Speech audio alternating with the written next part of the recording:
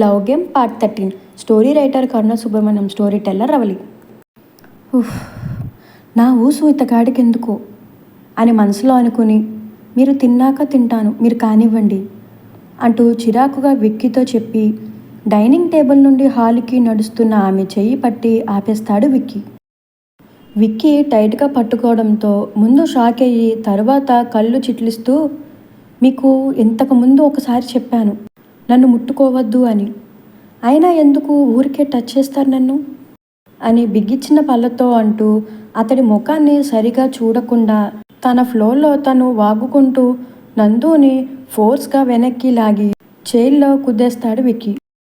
ఏం గమనుంటున్నాను, ప్రతిసారి నా ముందు వాయిస్ రేస్ చేసావనుకో చదువు పక్కన పాడేసి ఊరు పరుగు తీసేలా చేస్తాను. డూ యూ అండర్స్టాండ్ అని సీరియస్గా నందు ముఖంలో ముఖం పెట్టి చెప్పి అతడి చేతిని వెనక్కి తీసుకుంటాడు విక్కీ. మగవాళ్ళు తినే వరకు తినకూడదు అని మీ ఊరు రూలేమో, బట్ ఇక్కడ కాదు కాబట్టి చక్కగా తిని తిన్నగా రూమ్లో పో లేదా అంటూ సాగతిస్తున్న విక్కీ మాటకి అడ్డుపడుతూ, ప్లేస్ మారిందని అలవాటు మార్చుకోలేం కదా అని విక్కీని విసురుగా అడుగుతుంది నందు. మార్చుకోవాలి అనుకుంటే అన్నీ మారుతాయి మిస్ పల్లెటూరు అంటూ ఆమెకి ఐస్ బ్లింక్ చేసి, అన్నిటినీ మార్చేసే టెక్నిక్ నాకు తెలుసు కదా, సో ఇంకా మాటలు ఆపి ముందు తిను అని యాటిట్యూడ్ లుక్తో చెప్తున్న విక్కీని కళ్ళు నోరు వదిలేసి చూస్తున్న నందు ఫోర్ హెడ్పై వేలుతో పొడిచి తిరిగి తన చైర్లో కూర్చుంటాడు విక్కీ. నా మీద ఇతడి పెత్తనం ఏంటి అసలు, మళ్ళీ మిస్ పల్లెటూరు అంట, పల్లెటూరు. అప్పటికి ఈయన ఏమో వేరే యూనివర్స్ నుండి ఊడిపడ్డట్టు అని విక్కీ గురించి నోట్లో తిట్టుకుంటూనే అదే నోట్లో అన్నం ముద్దలు తోసేసుకొని 5 నిమిషాల్లో డిన్నర్ కంప్లీట్ చేస్తుంది నందన. సైడ్ చూపుల నుండి ఆమెను గమనిస్తున్న విక్కీ, ఓయ్ ఏ కరువు ప్రాంతం నుండి వచ్చో అలా తింటున్నావు, కొంచెం నెమ్మదిగా తిను, నీ నుండి ఎవరో ఈ ఫుడ్ లాక్కోరు అని తింటున్న ఆమెనే వెక్కిరిస్తాడు విక్కీ. అతడి మాటకి కోపంగా ఒక చూపు విసిరి అక్కడి నుండి ప్లేట్తో సహా కిచెన్లోకి వెళ్ళిపోతున్న నందనని కేర్లెస్ చూపులు ఒకటి చూసి తను తినడంలో బిజీ అవుతాడు విక్కీ. హ్యాండ్ వాష్తో పాటు ప్లేట్ కూడా క్లీన్ చేస్తున్న ఆమెను ఆపుతూ, మీకెందుకమ్మా నేను చేస్తానుగా అంటుంది మంగ. అయ్యో పర్వాలేదండి, నాకు అలవాటే ఈ పనులు అని నవ్వుతూ చెప్పి ప్లేట్ క్లీన్ చేసి డైనింగ్ టేబుల్పై ఉన్న విక్కీ తిన్న ప్లేట్ కూడా క్లీన్ చేసి రూమ్ వైపు వెళ్తుంది నందు.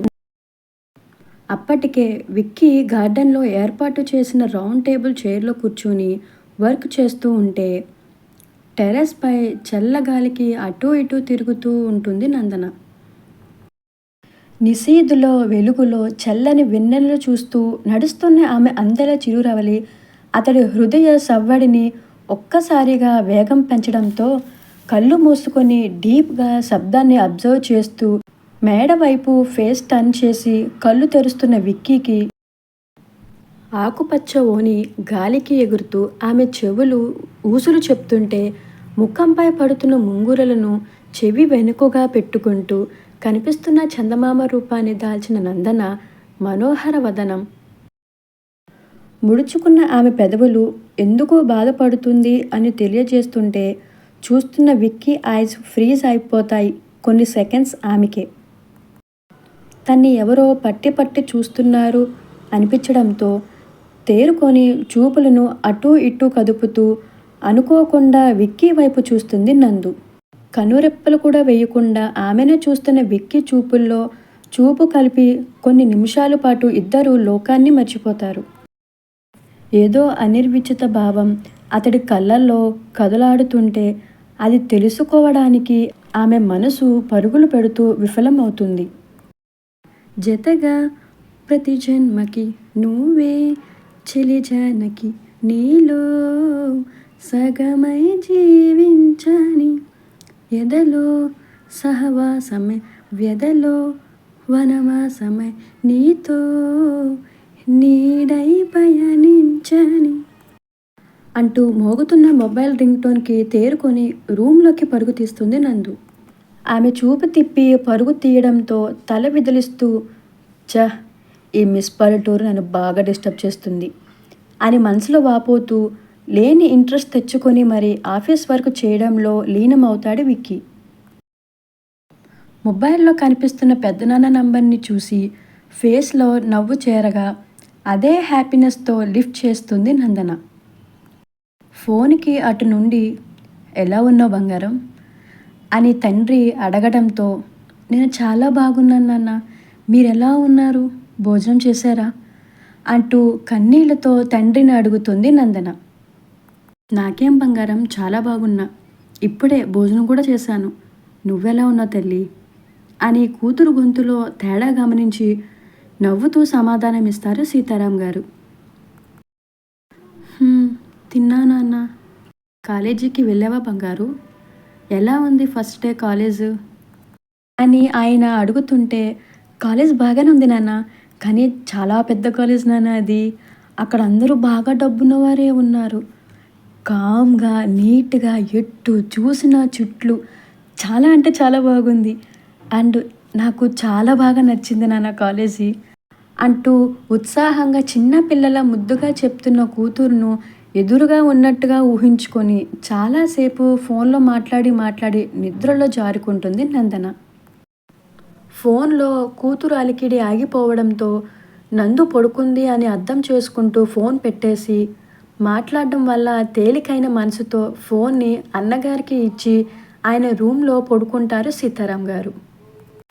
టైం 12 అవుతున్నా టైంకి తన వర్క్ ఫినిష్ అవ్వడంతో ల్యాప్టాప్ షట్ డౌన్ చేసి ఒళ్ళు విరుస్తూ కాళ్ళని ముందు ఉన్న టేబుల్పై పెట్టుకొని కూర్చున్న ప్లేస్లోనే నిద్రలోకి జారుకుంటాడు Vicky.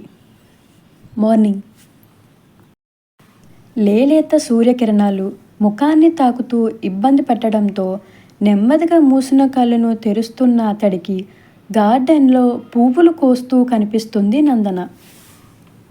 Lemon yellow colour plain చుడిదార్లో లూజ్ హెయిర్తో అప్పుడే ఫ్రెష్ అవడంతో కడిగిన ముత్యంలా ఉన్న ఆమె రూపాన్ని చూసి తెలియకుండానే చైర్ నుండి లేచి అడుగులు ఆమె వైపు నడిపిస్తాడు విక్కీ. అతడు దగ్గరగా వస్తున్న కొద్దీ పెరుగుతున్న గుండె వేగంలోని అలజడికి నెమ్మదిగా వెనక్కి తిరిగిన ఆమెకు అడుగు దూరంలో నిలబడతాడు విక్కీ. అతడిని అంత దగ్గరగా చూసి వెనక్కి అడుగులు వేయబోయి కాలు మెలితిరిగి కింద పడిపోతున్న నందనాని పడిపోకుండా నడుము చుట్టూ చేతుల్ని చుట్టి గట్టిగా పట్టుకుంటాడు విక్కీ.